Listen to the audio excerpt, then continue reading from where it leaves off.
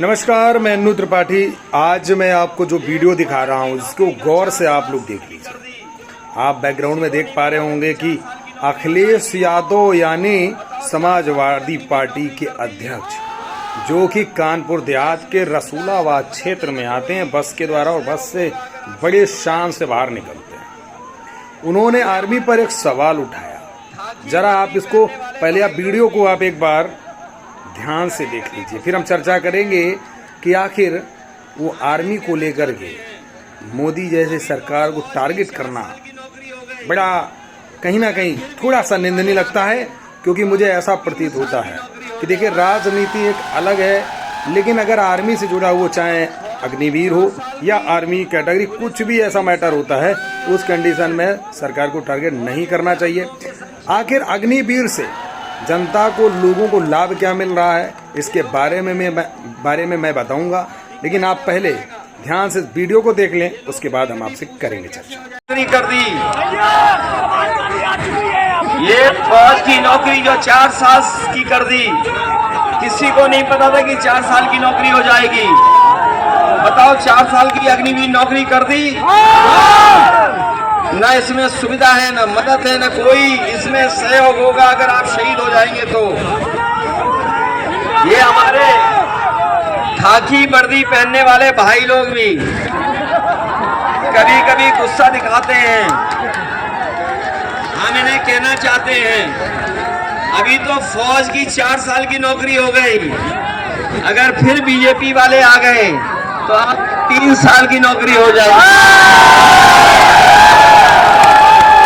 फौज की 4 साल की, पुलिस की 3 साल की नौकरी हो जाएगी और ये फिर हम लोगों के संग क्षेत्र में घूमेंगे। ये लोग कहते हैं कि कैसे हो जाएगा। ये लोग कभी कभी पूछते हैं कैसे हो जाएगा। बताओ, नोटबंदी पता था क्या आपको? नोटबंदी हुई कि नहीं हुई? ये पक्की नौकरी जो फौज की थी वो 4 साल। अखिलेश भैया पहुंचे रसूलाबाद। हालांकि अखिलेश यादव का विरोध करना जायज है, लेकिन अग्निवीर पर सवाल उठाना जायज क्यों नहीं? आपको बता दें कि अग्निवीर की जो योजना है वो कहीं ना कहीं सोच समझ करके मोदी सरकार के द्वारा लिया गया था फैसला। क्योंकि पहले क्या होता था कि लोग उस फौज की नौकरी में चिपक कर रह जाते थे, उसके बाद उनकी पुश्तें भी उसमें चिपकी रहती थी। अन्य हमारे गरीब भाइयों को मौका नहीं मिलता था। लेकिन मोदी सरकार ने ये फैसला लेकर इस समाज को ये संदेश दिया कि परिवारवाद नहीं, बल्कि सभी को मौका मिलना चाहिए, चाहे वो राजनीतिक पार्टी हो या कोई भी सरकारी नौकरी। तो इसमें आखिर मोदी ने गलत क्या किया? लेकिन अखिलेश भैया कुछ अलग अंदाज में ही पॉलिटिकल बातें करते हुए नजर आए। आप ज़रा बताइए, आपको क्या लगता है, क्या राजनीतिक मुद्दे में अग्निवीर जैसी योजना को लाना चाहिए या नहीं लाना चाहिए? मैं जानता हूं कि अखिलेश यादव ने विकास तो किया ही था, इसके अलावा भी लैपटॉप से लेकर, एम्बुलेंस से लेकर, 100 नंबर से लेकर बहुत सारी योजनाओं का लाभ इस जनता को दिया है। लेकिन अगर देखा जाए तो मोदी सरकार ने भी विकास कम नहीं किया है। अगर काम गिनाने पर आ जाऊं तो मुझे लगता है कि काम गिनाते गिनाते रात भी ख़त्म हो सकती है। विरोध करना तो जायज़ है, लेकिन इतना भी विरोध नहीं होना चाहिए कि ऐसी योजनाओं को भूल जाओ जिस योजना से सीधे गरीबों को लाभ मिलता है। आपको बता दें कि मोदी सरकार लगातार गरीबों के लिए काम करती हुई नजर आ रही है। समाजवादी पार्टी में भरे हुए भूमाफिया जाने कितने लोगों का अंतिम संस्कार भी हो गया है। घबराहट विपक्ष में इस तरह है कि कहीं मोदी दोबारा आकर सबका खेल आना बंद कर दे। लेकिन घबराहट होती रहनी चाहिए, क्योंकि मैं ये जानता हूँ कि कहीं ना कहीं अखिलेश यादव युवाओं के प्रति सोचते हैं, लेकिन कहीं ना कहीं कुछ ऐसे बयानों में फंस जाते हैं जिस वजह से सीधे बीजेपी को फायदा हो जाता है। लेकिन आप लोगों की क्या प्रतिक्रिया है, ज़रा कमेंट ज़रूर करिएगा। आगे जरा दूसरा वीडियो भी गौर से अखिलेश भैया का सुन लीजिएगा। याद कीजिए 2014 में जो उन्होंने बातें किए थे, जो बातें रखी थी, बताओ सब झूला निकला कि नहीं निकला? किसानों की आय तो उन्हीं का जुमला निकला कि नहीं निकला? नौजवानों को 2 करोड़ नौकरी हर साल देंगे, बताओ वो जुमला निकला कि नहीं निकला? और कहा था 15 लाख खाते कि महंगाई पे मार होगी, बताओ जुमला निकला कि नहीं निकला महंगाई का?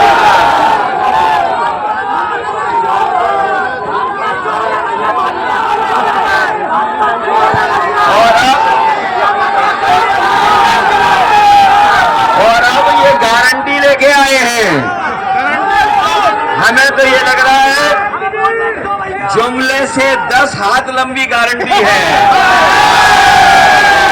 और ये गारंटी वैसे ही है, ये कोरोना भगाने के लिए इन्होंने ताली थाली बजाई थी। ये गारंटी नहीं है, इनकी घंटी है जो बजाते रहो। और बताओ नौजवानों का भविष्य इन्होंने खत्म कर दिया कि नहीं कर दिया? और जितनी परीक्षा हुई हैं सब पेपर लीक हो गए, और कोई 1-2 लीक नहीं हुए पेपर। पता नहीं कैसी लीक सरकार है ये, इसमें लीकेज बहुत है। 10 परीक्षाएं लीक हुई हैं, उससे ज्यादा परीक्षाएं लीक हो गई। हमारे नौजवानों का भविष्य इन्होंने चौपट कर दिया। नौजवानों, अखिलेश भैया का कहना तो जायज है, लेकिन अखिलेश भैया आपको याद भी होना चाहिए कि थाली जो बजाई गई थी वो सनातन संस्कृति को जगाने के लिए बजाई गई थी। इसके अलावा भी लगातार मुगलों और अंग्रेजों के शासनों से कहीं ना कहीं इस पूरे भारत देश में बहुत सारी चीज़ों पर पूरा दबदबा अन्य लोगों का बना रहा है। अन्य लोगों मतलब विदेशी आक्रांता आकर इस देश के अंदर बम फोड़ देते थे। कश्मीर में 370 जैसी धारा जिसको छूने के लिए पार्टियां घबराती थी। राम मंदिर जैसा मुद्दा लगातार कई सालों से लटका पड़ा था। बीजेपी ने ही वादा किया था, लेकिन उस बीजेपी ने उस वादे को सफल बनाया। कहते हैं कि भगवान के यहाँ देर हो सकती है लेकिन अंधेर नहीं। उसी भाषा में भी कह सकते हैं कि बीजेपी देर लगा सकती है लेकिन अंधेर नहीं। अब आप लोग कहेंगे कि मैं बीजेपी की पक्ष कर रहा हूँ, नहीं, मैं आपसे वो बात करने आया हूँ कि आप लोग अपना वोट सोच समझ कर दें। यदि आप देश से प्रेम करते हैं, यदि आपको लगता है कि हमारे देश को मजबूती मिले, तो आप बीजेपी को चुन सकते हैं। यदि आपको चाहिए कि विकास चाहिए, या आपको नौकरियां चाहिए, या दिल्ली जैसी सरकार से आपको फ्री में बिजली चाहिए, तो आप कोई भी सरकार चुन सकते हैं, क्योंकि ये आपका मत है। मैं आपसे वोट मांगने नहीं आया हूँ, लेकिन आपको ये बताने आया हूँ कि आज इस भारत देश में जो बदलाव हुआ है वो कहीं ना कहीं भारतीय जनता पार्टी की वजह से हुआ है। मैं भारतीय जनता पार्टी का कोई समर्थक नहीं हूँ, ना ही मैं भारतीय जनता पार्टी का कोई कैंडिडेट हूँ, ना ही मैं उसका सदस्य हूँ। लेकिन एक सच्चाई की अगर खबर की मैं बात करूं, उस सच्ची खबर के साथ मैं कह सकता हूं, मैं जानता हूं कि कई कर्मचारी नाराज हैं। यदि कर्मचारियों पर मोदी सरकार ध्यान नहीं देती है तो वाइस ऑफ 24 भी इनका लगातार विरोध करेगा। लेकिन वोट अपना सोच समझ कर जरूर दीजिएगा, क्योंकि गंदगी को साफ करने में थोड़ा वक्त लगता है। जब गंदगी साफ होगी तो कमल भी खिलेगा। इसके अलावा आपके जीवन में एक उजाला निकलेगा, क्योंकि सनातन संस्कृति को छिन्न भिन्न करने वाले कुछ हमारे देश में तथाकथित ऐसे नेता जिन्होंने लगातार कई जातिवादियाँ की, हालांकि भारतीय जनता पार्टी भी वही कर रही। जातिवादी हर पार्टी ने किया, क्योंकि सबको वोट लेना है, वोट की राजनीति करते रहे। लेकिन ये भारत के लोगों को सोचना चाहिए कि ये जितने भी जातिवादी नेता हैं इनका त्याग करना चाहिए। यदि आप किसी भी पार्टी से संतुष्ट नहीं है तो आप नोटा की बटन दबा सकते हैं, लेकिन वोट अगर दे रहे हैं तो जरा सोच समझ कर दें। मैं जानता हूं कि अगर आपको विकास या नौजवानों के भविष्य की बात करते हो, आप तुरंत की बात करते हो या देश गड्ढे में चला जाए, अगर आपकी ऐसी सोच है तो आप किसी भी पार्टी को दे सकते हैं। आपका अपना मत और आपका अधिकार है, लेकिन वोट जरूर करिए, चाहे किसी को भी करिए, क्योंकि वोट आपका वो अधिकार है जो विदेशों में लोग तरसते हैं वोट के लिए। तो आपको भारत में मिला है तो कृपया करके बूथ पर जाकर अपना एक कीमती वोट जरूर करें। ये आप सभी से वॉइस ऑफ किंग 24 मीडिया निवेदन करता है। जय हिंद, जय भारत। मिलते हैं अगले वीडियो के साथ।